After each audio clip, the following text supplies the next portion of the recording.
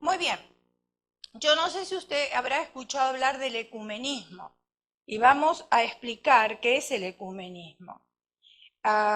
El ecumenismo es el enemigo de la iglesia y vamos a ver por qué. Le voy a invitar a abrir a usted la palabra de Dios, la bella, la hermosa y la inalterable palabra de Dios, en Apocalipsis. Apocalipsis capítulo 18, versículo 4. Y dice así de esta manera. Y oí otra voz del cielo que decía, salid de ella, pueblo mío, para que no seáis partícipes de sus pecados, ni recibáis partes de su plaga. Que el Señor bendiga esta porción de su palabra. Ahora, usted me escuchó a mí decir el ecumenismo, quizás usted dice, bueno, ¿de qué se trata eso? Voy a explicar lo que es el ecumenismo. Muy bien, el ecumenismo es el movimiento religioso que mezcla todas las religiones a fin de hacer una falsa unidad con el propósito de confundir a la gente. Ustedes ven y escuchamos nosotros en varios lugares que se están reuniendo todas las religiones. ¿Sí o no? ¿Por qué? ¿Cómo nos transmiten que es para fomentar la unidad, para fomentar la paz? Y entonces todos los grupos religiosos, no importa qué denominación sea, tratan de juntarse entre sí como para decir, nosotros ahora estamos unánimes. Pero fíjense en lo que significa. Significa hacer una falsa unidad. Una falsa unidad. ¿Y por qué? Lo vamos a ver más adelante. Con el propósito de confundir a la gente. En este movimiento, o sea, el ecumenismo, está comandado por una entidad llamada la Gran Babilonia. Este movimiento ha comercializado con líderes y gobernantes y también países. Ahora usted me dirá, bueno, pero usted me dijo la Gran Babilonia, ¿y qué pasa ahí? ¿Por qué está relacionado con la Gran Babilonia? Y veamos por qué. Babilonia, ahí está. Babilonia era la ciudad del estado de Babilonia, en la Baja Mesopotamia. Ahí está por si ustedes quieren tomar nota.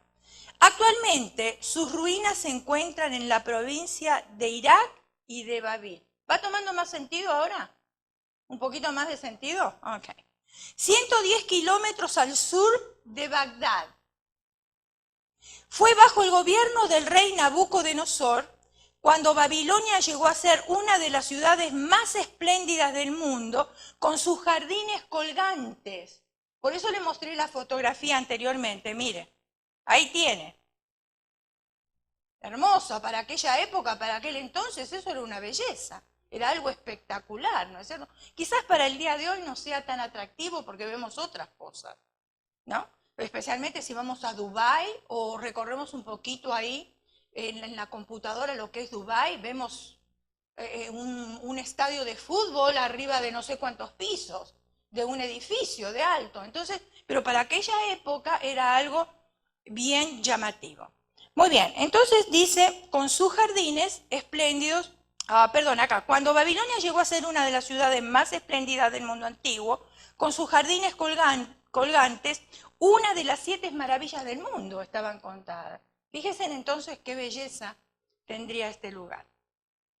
Esto fue bajo el gobierno del rey Nabucodonosor, de 605 años antes de Cristo. Cuando Babilonia llegó a ser una de las ciudades más espléndidas del mundo antiguo, con sus jardines colgantes y una de las 7 maravillas del mundo. Sus jardines no estaban suspendidos, porque cuando nosotros decimos colgantes, pensamos que estaban colgando de la nada, ¿no? No estaban suspendidos con cuerdas, sino que sobresalían como balcones. Entonces se les decían jardines colgantes porque no estaban en una planicie. ¿Amén? ¿Sí lo está entendiendo? Muy bien. Ahora, la falsa iglesia confunde al pueblo de Dios. Jonás, capítulo 1, versículo del 1 al 6. Dice, vino palabra de Jehová a Jonás, hijo de Amitai, diciendo, levántate y ve a Nínive, aquella gran ciudad, y pregona contra ella, porque ha subido su maldad delante de mí. Y Jonás se levantó para huir de la presencia de Jehová a Tarsis, y descendió a Jope, y halló una nave que partía para Tarsis, y pagando su pasaje entró en ella para irse con ellos a Tarsis, lejos de la presencia de Dios o de Jehová. Versículo 4. Pero Jehová hizo levantar un gran viento en el mar. Este pasaje lo conocemos muy bien, ¿verdad? Se predica mucho en la escuela dominical, a los niños, etc. Y hubo en el mar una gran tempestad tan grande que se pensó que se partiría la nave. Y los marineros tuvieron miedo y cada uno clamaba, ¿a quién? A Dios. Y echaron al mar los enseres que había en la nave para descargarla de ellos. Pero Jonás había bajado al interior de la nave y se había echado a dormir. Y el patrón de la nave se le acercó y le dijo, ¿qué tienes, dormilón?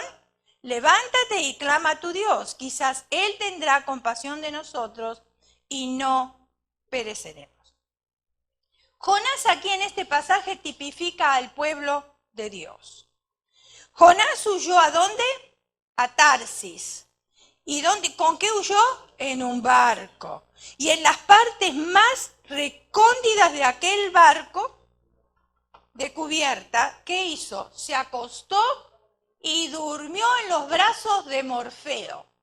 ¿Entiende esa expresión? ¿Morfeo? ¿Sí? Muy bien, nosotros decimos así.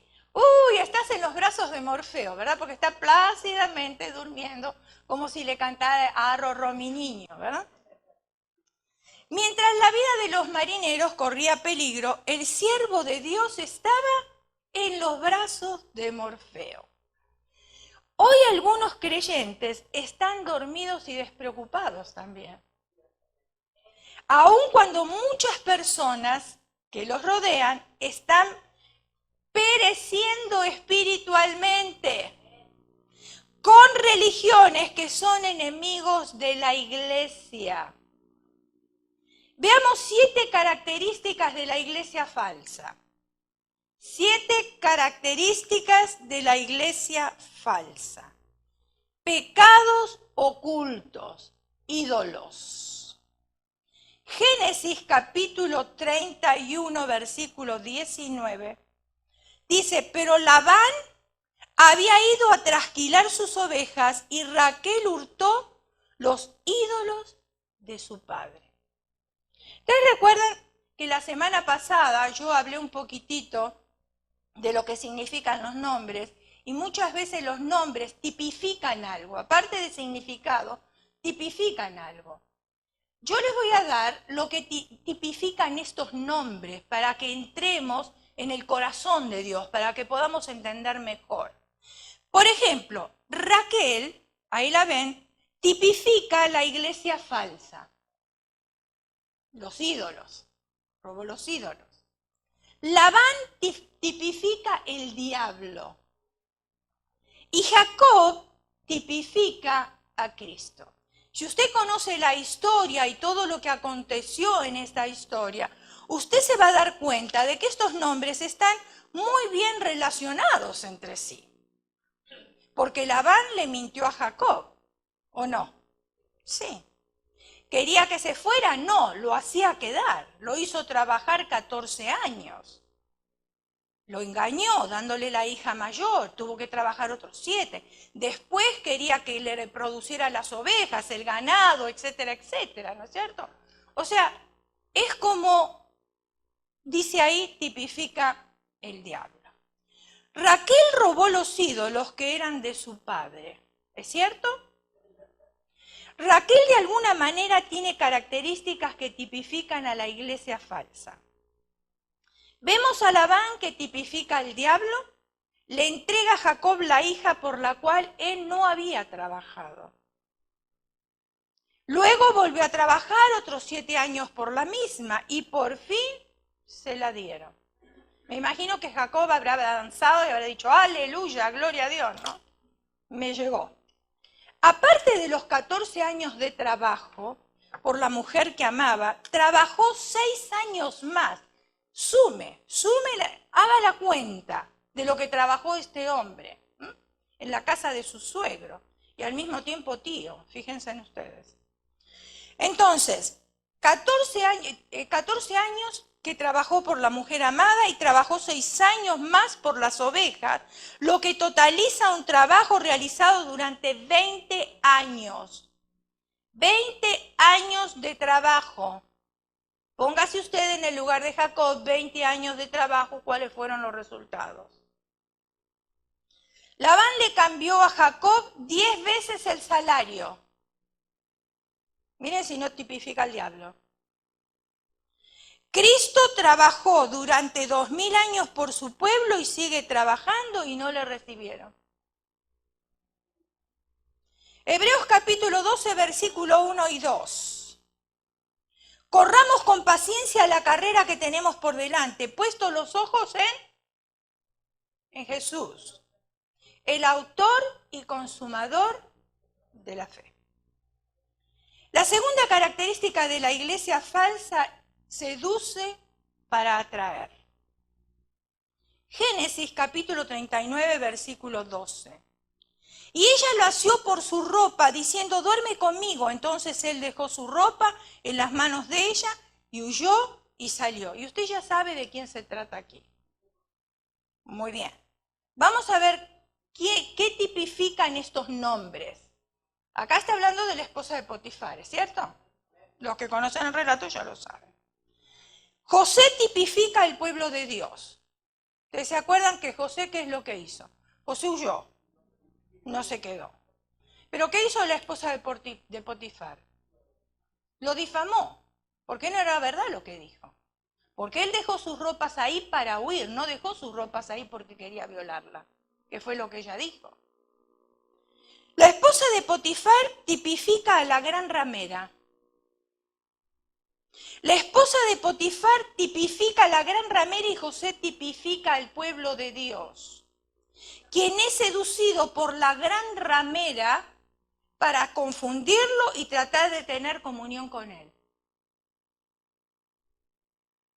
Sin embargo, vemos que esta mujer asió de las ropas de José, tipificando la cobertura falsa.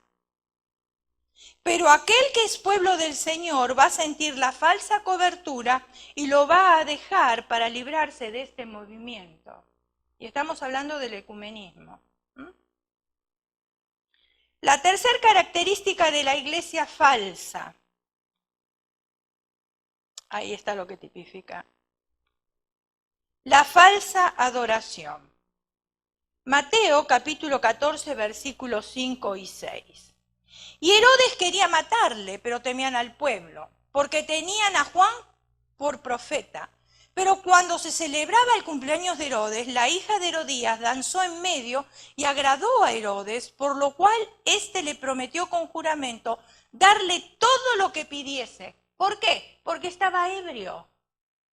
Estaba ebrio y había sido seducido por los movimientos de esta joven. Entonces, entre el alcoholismo y los movimientos de esta joven, él confesó de sus labios algo que después tuvo que cumplirlo. ¿Y qué es lo que confesó? Que le iba a dar todo lo que ella pidiera. Fíjense en los hombres.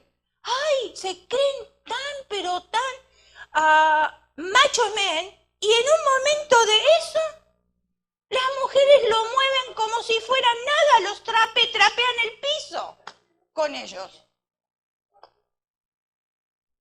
Dice, y la hija de Herodes danzó en medio y agradó a Herodes, por lo cual éste le prometió con juramento darle todo lo que pidiese. Ella, instruida por su madre,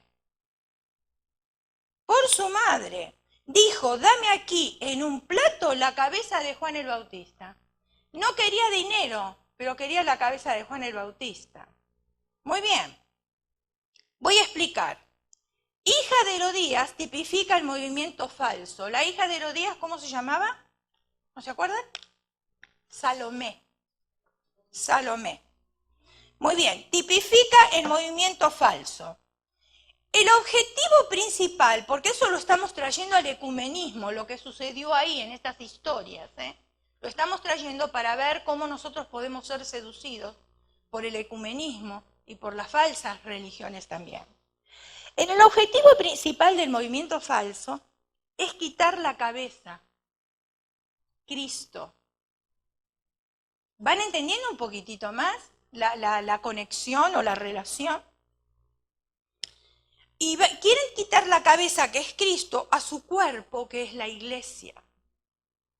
Cuando se habla de la restauración del tabernáculo de David, Primera de Crónicas 15, si usted lo quiere leer en su casa como tarea, se refiere no solamente a la danza y a la música con olor grato hacia Dios. Hoy en día el movimiento falso quiere confundir al pueblo de Dios. Y si nosotros no estamos bien parados sobre la roca, hermano, somos movidos por vientos de doctrina. Fácil. ¿Por qué? Porque los movimientos falsos van a llegar a nosotros con un poquito de verdad. Y con ese poquito de verdad nosotros picamos el anzuelo y caemos en sus redes. Pero cuando nosotros estamos totalmente firmes, entonces no vamos a picar el anzuelo. Seguimos adelante. Por ejemplo, ustedes vieron que a los testigos de Jehová, ellos tienen que vender atalayas.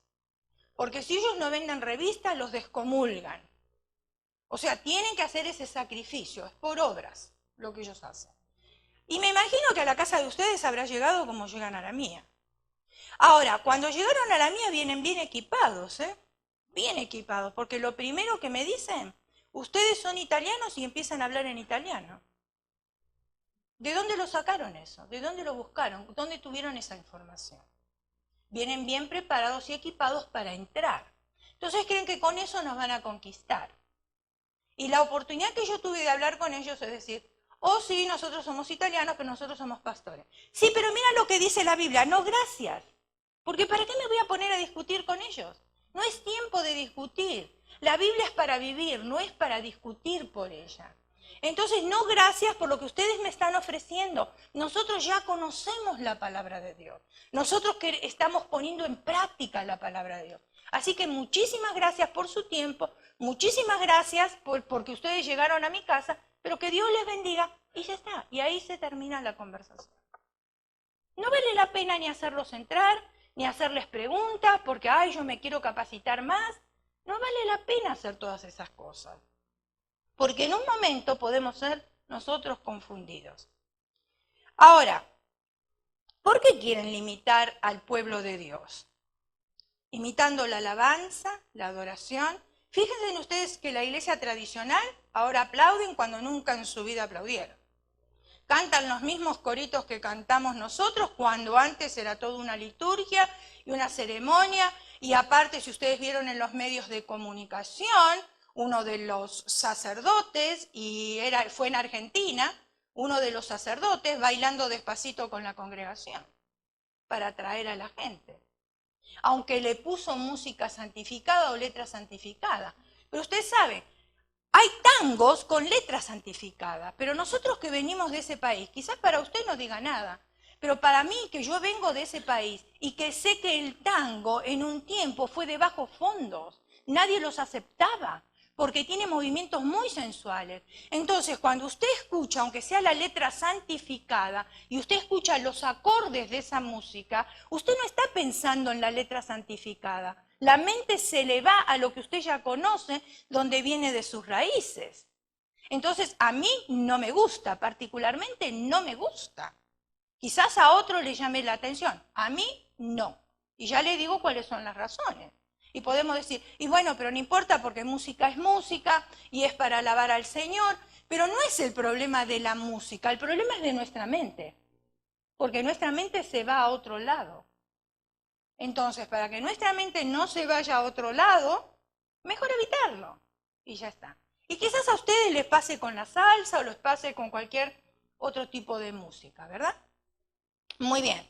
Entonces, dijimos que limitan la alabanza y la adoración que ha sido restaurada dentro del pueblo de Dios.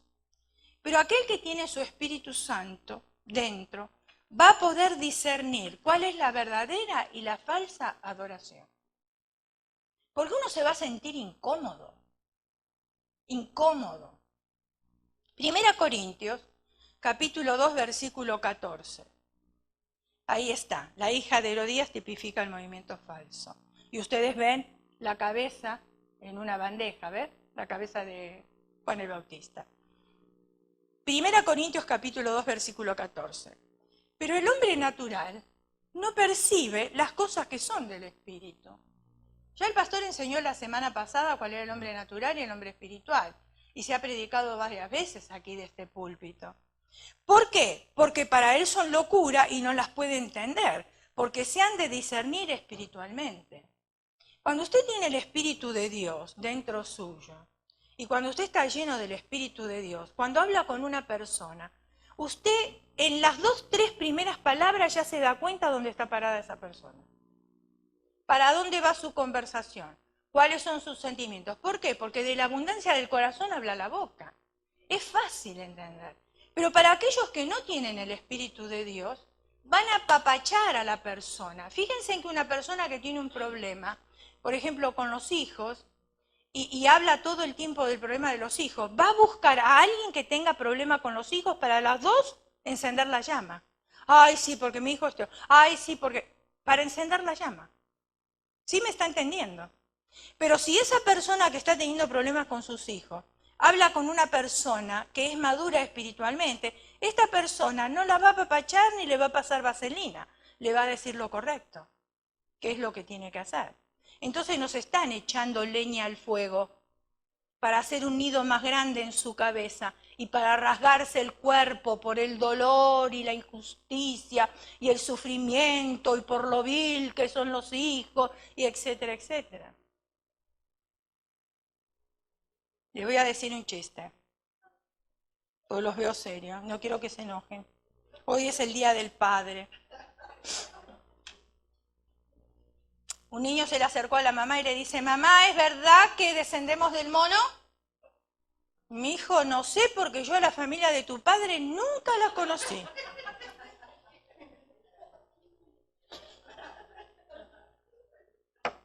Muy bien.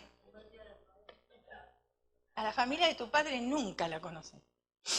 Cuarta característica de la iglesia falsa. Tentadora y engañadora. Jueces capítulo 16, versículo 16. Por la foto ya se dieron cuenta de quién estamos hablando. Y aconteció que presionándole ella cada día con sus palabras e importunándole, su alma fue reducida a mortal angustia. Mire, nosotros los evangélicos no hacemos esto de presionar e importunar. Hablamos una vez, no nos quieren escuchar, forget it. Pero ustedes fíjense en los que tienen falsas religiones, empujan y le hablan una vez y le hablan 2 veces y persisten, ¿eh? Miren que yo de mi casa ya les dije que no quería que vinieran y siguen viniendo igual. Igual. A mí hasta vergüenza me daría de presentarme otra vez y me dicen que no quieren saber nada. Importunándole, presionándole. Una de las características de las Dalilas es que oprimen al pueblo de Dios. Y Dalila tipifica a los que oprimen al pueblo de Dios.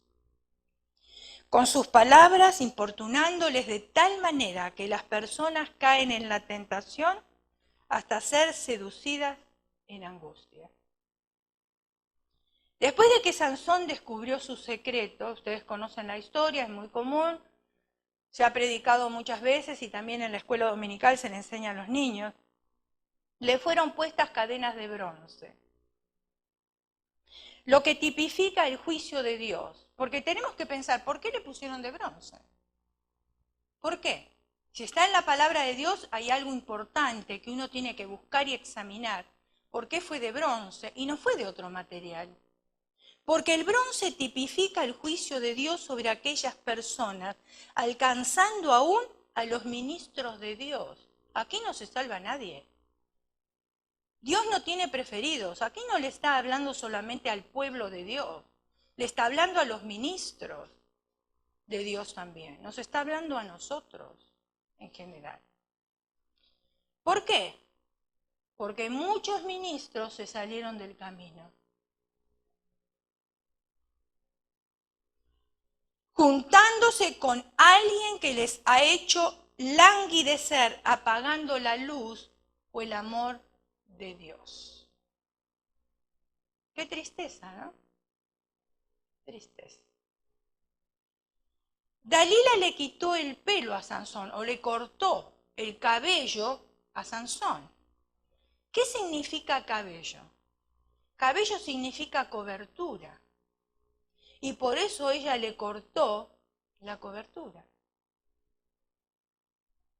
¿Saben que el hombre es cobertura de la mujer? Es cobertura. Y cuando el hombre no cumple, y estoy hablando de los cristianos, cuando el hombre no cumple el papel dado por Dios en su hogar, y estoy hablando espiritualmente, la mujer está desprovista de cobertura y sus hijos también. Entonces, cuando Satanás viene, ataca a la mujer y ataca a los hijos, por la falta de liderazgo del hombre en el hogar. La cobertura. Para aquellas mujeres que están solas, la cobertura es el líder espiritual. Pero si las que están solas menosprecian las enseñanzas o la cobertura del líder espiritual, están desprovistas. Están solas, desamparadas. Y el enemigo hace lo que quiere. Y cuando yo digo menosprecian, es que cuando se les da un consejo y no lo hacen, no les interesa y siguen haciendo lo que quieren, eso es menospreciar la cobertura. Y siguen desprovistas. Y los ataques siguen sobre ellas y sobre sus hijos. Ahora, si el hombre, digamos, no es un hijo de Dios, o sea, todavía no aceptó a Cristo como su salvador personal, de todas maneras sigue siendo cobertura de la mujer, ¿o no? Sigue siendo la cobertura. Quizás no cumpla en su totalidad el papel de Dios porque lo desconoce, o el plan de Dios que fue otorgado para su vida porque lo desconoce, pero sigue siendo la cobertura. ¿Y cómo es la cobertura? No estoy hablando de machismo, porque hay hombres muchas veces que no vienen a la iglesia y que son muchos mejores de los que llegan a la iglesia. Mucho mejores, como padres, como esposos, como proveedores, son mucho mejores personas. Entonces, si nosotros queremos ganar, las mujeres queremos ganar a nuestro esposo inconverso, la escritura es muy clara. No lo vamos a ganar porque le ponemos versículos bíblicos, ni debajo del plato, ni en la almohada, ni le recitamos versículos bíblicos a toda hora. Lo vamos a ganar con nuestro testimonio, sin palabra, dice, por la conducta de su esposa. Pero sigue siendo cobertura. Por eso nosotros decimos, si su esposo es inconverso y usted está viniendo sola a la iglesia, lo primero que va a pensar su esposo, que Cristo le está robando a la esposa. Y si él un día le dice a usted, quiero ir a tomar un desayuno contigo, ¿qué hace la mujer sabia? Ay, no, porque tú eres hijo del diablo y yo me tengo que ir a ver a mi Padre Celestial. No, la mujer sabia, si tiene un privilegio en la iglesia, llama a la persona encargada y le dice, hermana, tú conoces mi situación, en este momento mi esposo me pidió que yo compartiera tiempo con él. Así que te aviso con tiempo para que coloques a otra persona en mi lugar. Pero yo voy a faltar porque voy a pasar este tiempo con mi esposo. Y todo en paz, y todo bien, y todo correcto. Entonces el hombre se va a sentir que la mujer está interesada en él y lo va a ir ganando de a poquito. Lo va a ir ganando de a poquito. Pero si todo el tiempo le está diciendo que no, porque es hijo del diablo y porque ella es muy espiritual y porque él no entiende, lo que hace es provocarlo a ira. Y entonces no está bajo la cobertura. Pero porque nosotras mismos escogimos no estar bajo la cobertura como lo escogió Dalila. Infidelidad y falsa santidad. Job capítulo 2 versículo 9. Entonces le dijo su mujer, ¿aún retienes tu integridad? Maldice a Dios y muere. maldice a Dios y muérete. ¿A quién tipifica la esposa de Job? La esposa de Job tipifica la infidelidad y falsa santidad. ¿Infidelidad a quién? A Dios. Y una falsa santidad. Ay, pero usted sabe, hermana, como Dios me habla a mí, Dios me habla en sueños, Dios me revela. La revelación ya está toda en la palabra de Dios. No necesitamos que Dios nos revele nada. Necesitamos que Dios nos hable a través de esa revelación que está escrita. Y de la manera que Dios me habla a mi necesidad y es diferente a la suya. Y yo por eso no puedo darme alardes de que Dios me habla a mí, porque me está hablando a mi necesidad. Y cuando Dios le habla a la suya, es a su necesidad. Entonces no podemos ahora como pavos reales ir por la iglesia diciendo, ¡ay, pero Dios me habla a mí! Dios nos habla a todos. A todos nos habla. Si no queremos escuchar es otra cosa. Pero el hecho de que yo escuche la voz de Dios, no soy más espiritual de aquellos que quizás no la quieran escuchar. Cada cual se la verá con Dios.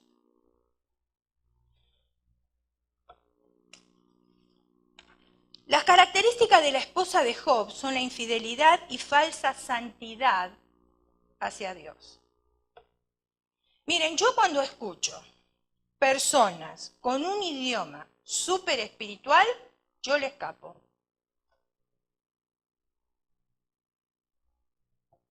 Porque yo encuentro falsedad en eso. Porque todos cometemos errores, hermanos. Es muy fácil hablar la santidad. La cuestión es ver si se practica la santidad. Ay, no, mi esposo es el Señor. Está buscando esposo a muerte, no es el Señor. Pero queremos nosotros engañar a la gente. Queremos ser falsos espiritualmente. Ay, es que yo vengo a ver a mi esposo, por eso me arreglo así. Todos venimos a ver a nuestro Padre, todos. Y no importa cómo nos arreglemos, porque el Señor no nos va a echar de la casa de Él. De todas maneras nos va a recibir, porque a Él lo que le interesa es el corazón. ¿Cómo está vestido el corazón, no el cuerpo? Y a veces el corazón está revestido de falsa santidad.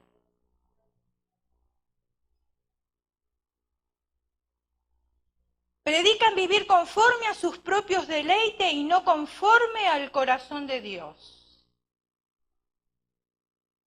Para que el pueblo de Dios sea insujeto a la autoridad que Dios ha dejado dentro del cuerpo de Cristo. Cuando usted escuche rumores por ahí, ya me cansé de predicar esto. Hasta yo estoy aburrida de escucharme yo misma. Cuando yo escucho rumores por ahí, no tengo que prestarle oídos. ¿Para qué voy a infectar mi cabeza y mi corazón? A la primera que abre la boca, tienes problema, ve y arréglalo con la persona. Y se cortan los chismes, se cortan los comentarios, se cortan las murmuraciones. Hablamos de santidad. Como a mí me habla el Señor, mi esposo es el Señor, pero después estamos adulando el oído para ver qué podemos encontrar por ahí. Y después afilamos la lengua para soltar lo que escuchamos y ni siquiera sabemos si es cierto lo que escuché. Pero afilo la lengua y entonces vengo a poner disensión entre todos. Otra de las características que enseñan a la gente a maldecir. El manual de instrucciones nos enseña en Lucas capítulo 6, versículo 28. Bendecid a los que os maldicen y orad por los que os calumnian. ¿Es fácil poner este versículo en práctica? No me diga que sí ahora, porque usted está tranquilo en este momento. Pero el momento que usted tiene todos los cables pelados porque alguien le hizo algo, ahí contésteme si es fácil ponerlo en práctica.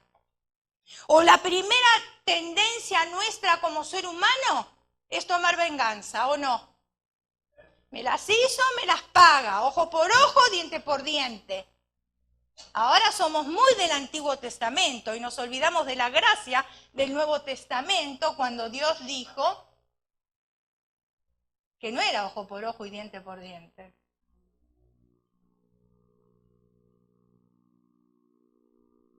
Sexta característica de la iglesia falsa. El matriarcado quiere gobernar. Primera de Reyes capítulos 21, versículo 7, pasajes totalmente conocidos estos que estamos leyendo hoy. Y su mujer Jezabel le dijo, ¿eres tú ahora rey sobre Israel? Levántate y come y alégrate. Yo, escuchen, yo,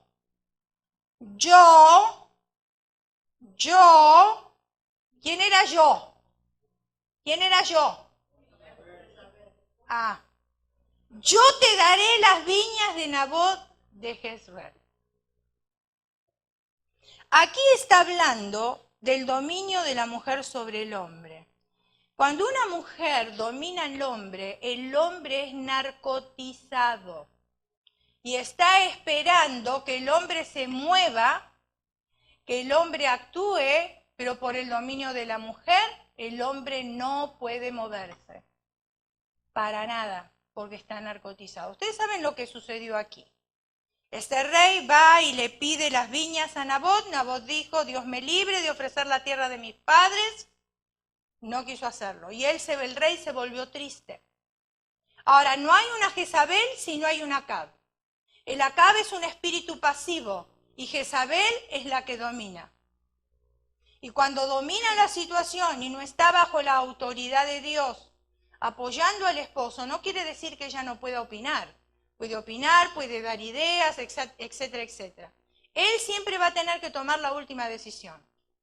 Lo que pasa es que a ninguna de nosotras nos gusta que nuestro esposo se equivoque. Porque si él se equivoca, nosotras sufrimos también. Entonces, antes de que él se equivoque, porque nosotros vemos, porque nuestro hemisferio funciona entero y el de ellos funciona a la mitad, quizás nosotros vemos con mayor claridad. Entonces, antes de que se equivoque, queremos nosotros agarrar las armas para no perder las cosas. Porque no queremos sufrir, porque no queremos perder lo que tenemos. Entonces nos salimos del plan de Dios dado a nosotras, las mujeres. Entonces, ¿qué hizo la esposa ahí? Cuando el rey volvió triste y desanimado, porque no pudo hacer nada, ella le dijo, no te preocupes, ¿no eres tú el rey? Yo te voy a dar las viñas de Nabot. Ni se las tienes que pedir, yo lo voy a hacer. Entonces ella escribió cartas a nombre del rey. Fíjense en ustedes, escribió cartas a nombre del rey. Y con el anillo del rey las selló. Y las mandó a todos. Entonces todos los que la recibieron pensando que era el rey, que ella lo había escrito. Y no era el rey, era la que estaba detrás del rey. Ahora fíjense en ustedes, muchas veces nosotras las mujeres, si no tomamos papeles como esos. No nos gusta escucharlo, pero es la verdad. Jeremías capítulo 7, versículo 18. Y el matriarcado no viene de Jezabel, ella viene del huerto del Edén. No es nada nuevo. Porque Eva hizo exactamente lo mismo. ¿O no? ¿No lo hizo? Claro que sí. Porque ella no comió sola, le dio a su esposo, le ofreció. Los hijos recogen la leña, los padres encienden el fuego y las mujeres amasan la masa para hacer tortas a la reina del cielo. Ya dimos un estudio de la reina del cielo. Y para hacer ofrendas a dioses ajenos para provocarme a ira. Y eso lo dice el Señor. Lo dice el Señor. Habla de que el pueblo de Dios se corrompió porque adoraban ídolos y a la reina del cielo. Ahora usted póngase a pensar quién es la reina del cielo en estos momentos. ¿Quién es? En la religión tradicional ya tenemos la reina del cielo. Por ejemplo, nosotros vivimos en Santa Clarita. Un lugar gobernado por quién. Y hay muchos lugares con nombres así que tipifican las ciudades con el nombre de mujer.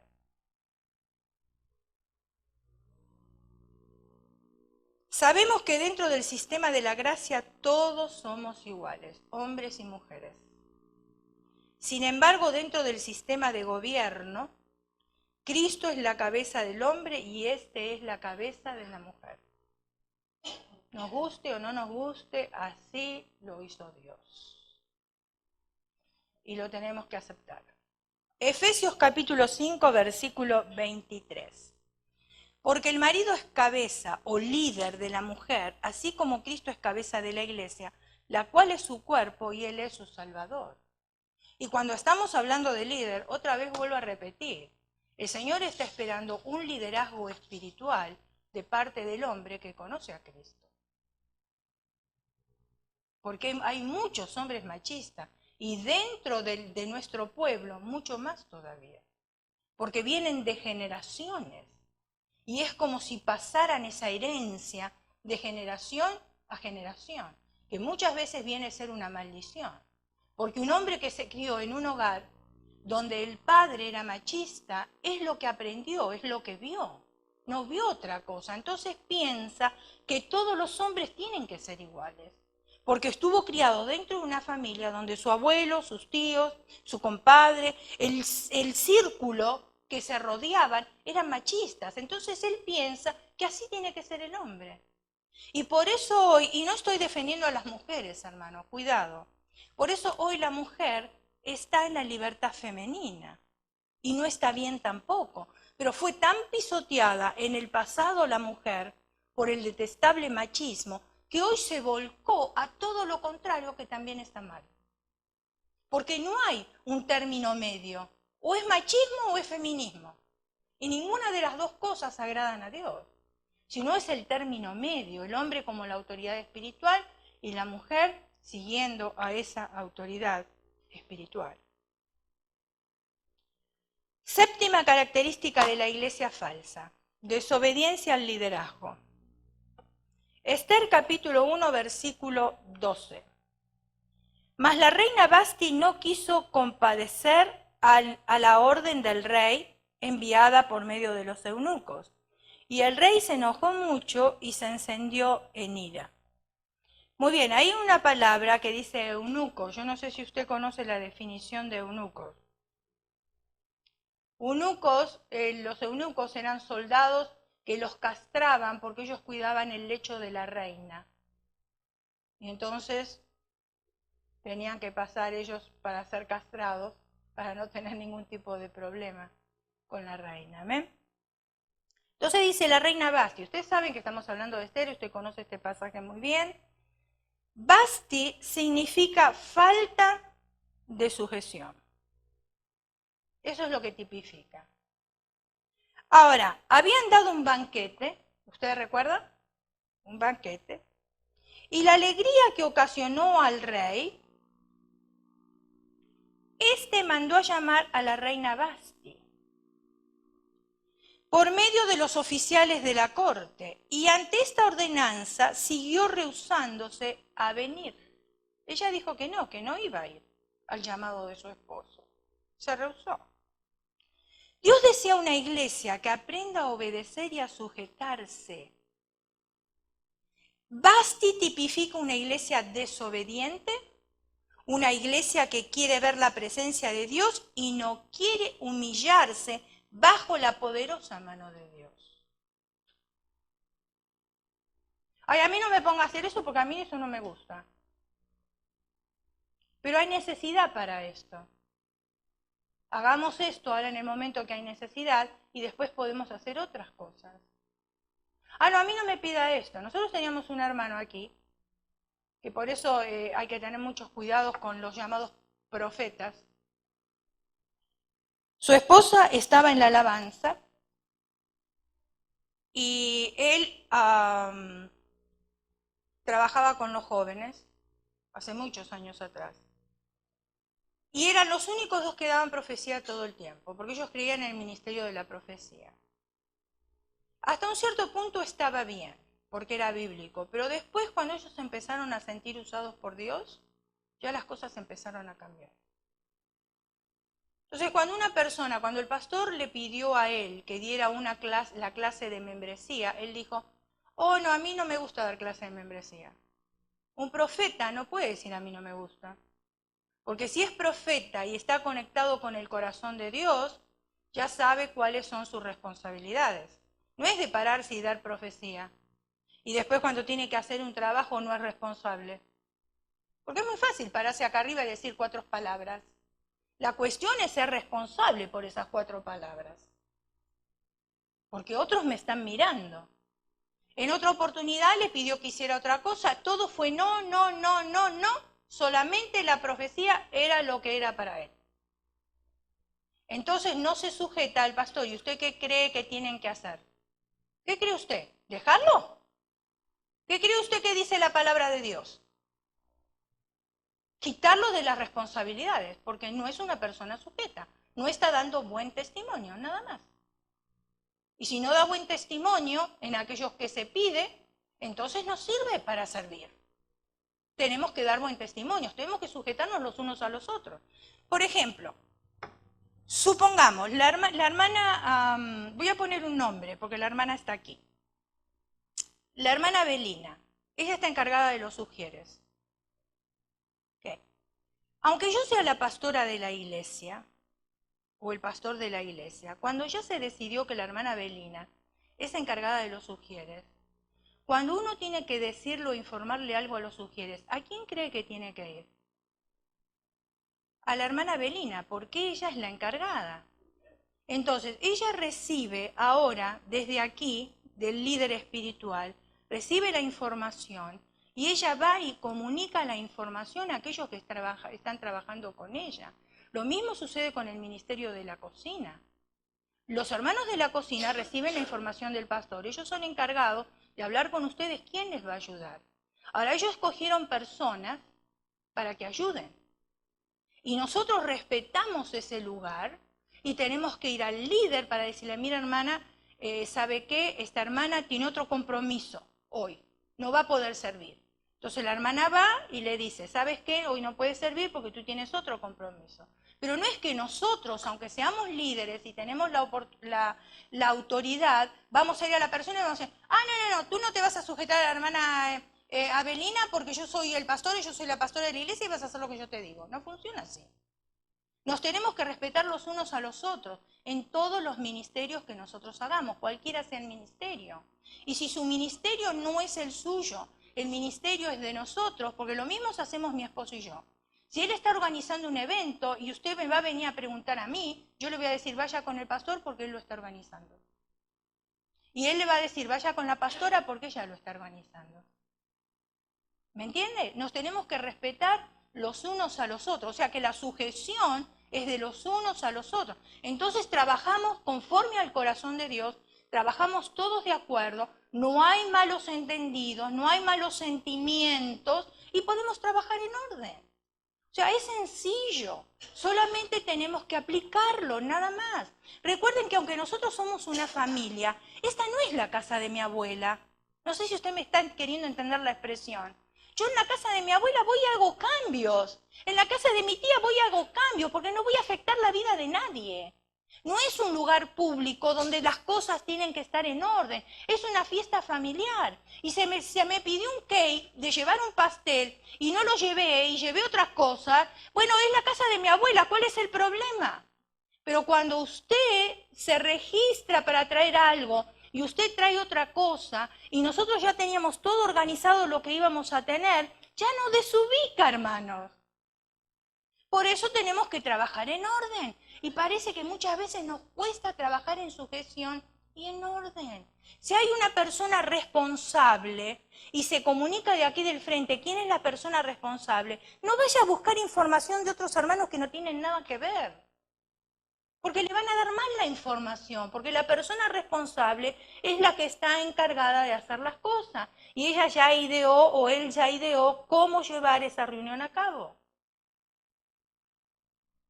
Jonás tipifica al pueblo de Dios que es sacado de en medio del movimiento ecuménico. Raquel tipifica la iglesia falsa que aún tiene ídolos y pecado oculto.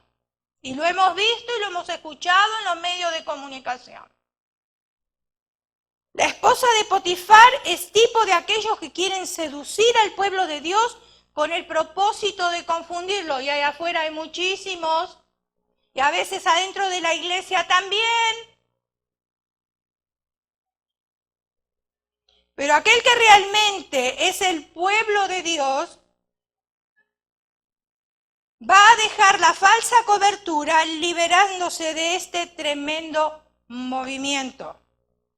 Herodías tipifica la falsa alabanza y adoración, con lo cual atraerán a mucha gente fingiendo una restauración y su objetivo es quitar las cabezas. Y fíjense en ustedes cuánta falsa alabanza y cuánta adoración encontramos por ahí. Dalila es tipo de aquellas personas que hacen caer a los ungidos en este tipo de movimiento. Cuando una persona desnuda su alma frente a las tentaciones de la iglesia falsa, caen en engaños y les es quitada la cobertura de Dios, siendo reducidos a mortal angustia. La esposa de Jacob tipifica la infidelidad y la falsa santidad. Enseñan a maldecir a las personas que están dentro del movimiento ecuménico.